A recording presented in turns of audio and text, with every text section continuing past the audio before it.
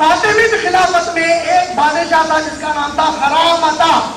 اس کمبخت نے کعبۃ اللہ کا طواف ننگی حالت میں کیا، کیونکہ اس کا ماننا یہ تھا کہ یہ جو کعبہ ہے یہ اصلی شکل والا کعبہ نہیں ہے. جب آخری ہمارے امام آئیں گے تو وہ امام آ کر اصلی کعبہ بنائیں گے. اور اس نے سنگ اسود اٹھا کر اپنے ساتھ لے گیا. 300 سال تک کعبے کے پاس سنگ اسود موجود نہیں. یہ ہمارے قوم کی تاریخ ہے. سمجھ میں آئی کتنی بڑی بگاڑ لائی اس قوم نے سمجھتے کہ نہیں سمجھے؟ ہم تو اپنے کمروں کی لڑائی میں پڑے گئے کہ بھائی باہر آپ کو دنیا میں پہلا کر دو، گھر چلانے پڑا تک ہمارے پاس ہوش ہی نہیں ہے اس کا. ہم آپس کے چھوٹے چھوٹے لڑائیوں میں پڑے ہوئے. یہ کمبختے تو گھر گرا رہے ہیں پورا. قرآن پڑھیں گے قرآن اصلی نہیں ہے. نبی صلی اللہ علیہ وسلم کے مقابلے میں اماموں کو لا کے ٹھہرا دیا. اب ان کی کتابوں سے پڑھوں گا آپ مل جائیں گے انشاءاللہ. عثمانی خلافت پھر شروع ہوئی. عثمانی خلافت شروع ہوئی 1299 میں اور چلی کب تک؟ 1924 تک خلافت چلی. آج اگر آپ ادھر کے درباروں کا تو بڑا عالم اور ذاکر ہوتا بیان کرنے والا ایک پاکستان میں ہے کمبخت بیٹھا ہوا، اس کے یوٹیوب پہ ویڈیو ہے. انہیں آپ کا اور میرا مذاق اڑا رہا، کیا بول کے اڑا رہا معلوم ہے؟ دیکھو ذرا سنو ان کو اور ان کے عقیدے کو. ان کی بات نبی کے بعد خلیفہ آیا، ایک خلیفہ آیا گیا، دوسرا آیا گیا، تیسرا آیا گیا، چوتھا ہمارا امام خلیفہ بولے آیا گیا، عباسی آئے گئے، اور اس کے بعد عثمانی خلافت آئی 1924 میں چلے گئی. جو خلافت ان کی تھی یہ تو گئی. پھر بھی یہ کہتے ہیں ہدایت پہ ہے.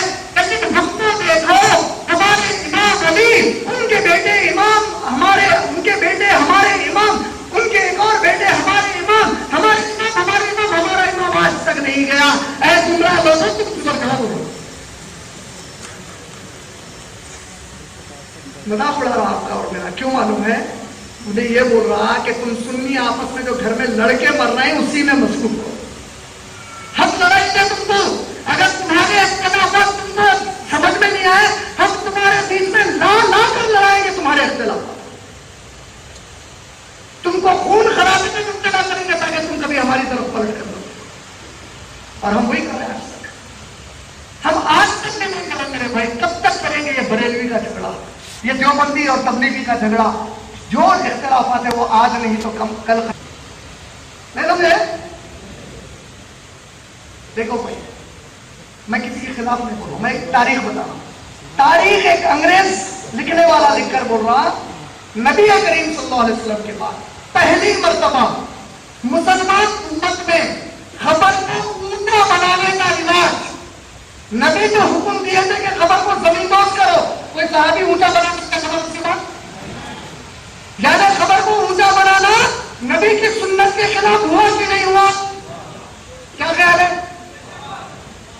پورے جواب دینا مزہ نہیں. سب نے سنی ہے نا نبی صلی اللہ علیہ وسلم کی حدیث، خبر اونچی مت بناؤ زمین کے برابر کر دو. اگر ایک آدمی وضو غلط بنایا اور میں اس کو جا کر سمجھایا کہ پہلے پیر کے ہاتھ پہلے تو کرنے میرے نبی کی حدیث ہے، تو میں کوئی غلطی کرا؟ میرا بیٹا اگر نماز غلط پڑھا، میں اس کو سمجھایا، نہیں سمجھنے پر ایک دو دھپے مارا، تو باپ ہونے کے ناطے کوئی غلط کرا؟ تو محمد بن عبد الوہاب اگر انہیں خبروں کو زمین دوز کر دیے تو نبی کی سنت پہ عمل کرنا گناہ کیسے ہوگا؟ میں سنیوں سے پوچھنا چاہتا ہوں. انہوں نے اس سے ایسے پیش کیا کہ بے حرمتی ہو گئی. ارے کمبخت تو نبی صلی اللہ علیہ وسلم کی نافرمانی کرنے سے بڑی اس زمین پہ کوئی بے حرمتی ہو سکتی؟ جب قبر نبی کے خلاف سے حکم کے خلاف بنائے، اگر کسی مسلمان نے اس کو سنت کے مطابق کر دیا تو اللہ کی نظر میں اس کے برابر پہ اجر ملے گا. لیکن محمد بن عبد الوہاب کا نام بدنام کیوں کیا گیا معلوم ہے؟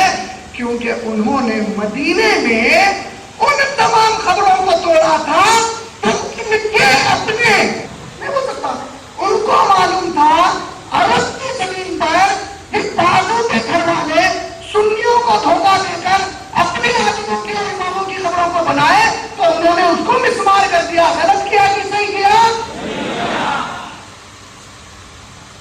आज उनसे दुश्मनी क्यों है? क्योंकि इनको पता है, खुल के बोल नहीं सकते कि हमारे इमामा थे वहां पे, हमारे आलिमा थे, तो तुमको बोले वलियों की कदर को तोड़ दिए। अल्लाह के अगर कोई वली है तो वली कभी भी अपने बाप वालों को ये इजाजत नहीं देंगे कि मेरी खबर को एक वालिम से ऊपर बना। कोई वली बोल सकता है ये बात? समझ में आ गई बात? कहा भी वाली हमको लड़ा के और सबसे, और अल्लाह की कितनी बड़ी मार है। उनका असल नाम था मोहम्मद बिन अब्दुल वहाब, मोहम्मद अब्दुल वहाब के बेटे। जो असल थे उनका नाम तो मोहम्मद था, मैंने उसको बता दिया। उनके जो बाबा थे अब्दुल वहाब, वो तुम्हारे ही खबरों के अर्जिकल कहते, तुम उनको ही गाली दो।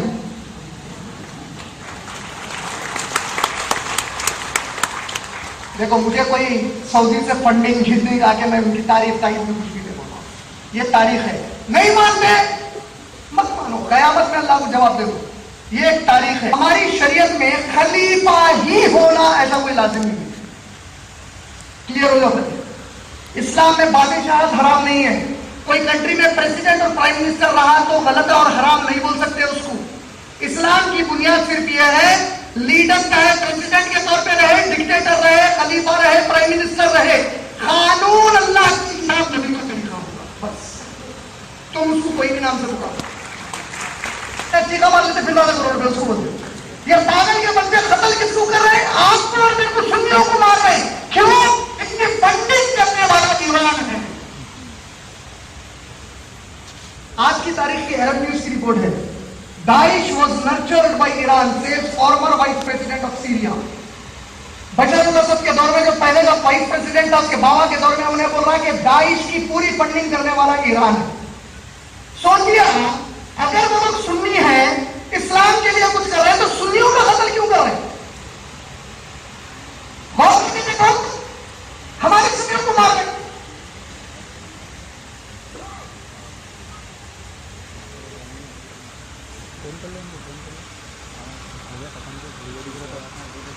उर्दू आती है आप लोगों ने बहुत बड़ा देखिए, शाम में खून खराबा, दाइश के ज़हूर का जिम्मेदार कौन है? कौन है? जहां कहीं सुन्नियों का कत्ल हुआ और कोई भी कत्ल किया, अल्लाह की कसम खा के बोलो, तहकीक कर लेना, बस उनके घर वाले का हाथ रहता। जो सुन्नी मुसलमान जब कभी आवाज उठाना उनके खिलाफ, ये खुद के कभी नहीं आए, कभी खुद के खिलाफ कभी जाए नहीं सकते। ये मुनाफिक की पहचान है, ये डाकुत की बातिल की फुटे की पहचान है। कभी सामने से वार नहीं करता, आपादान मन के पीछे से करता।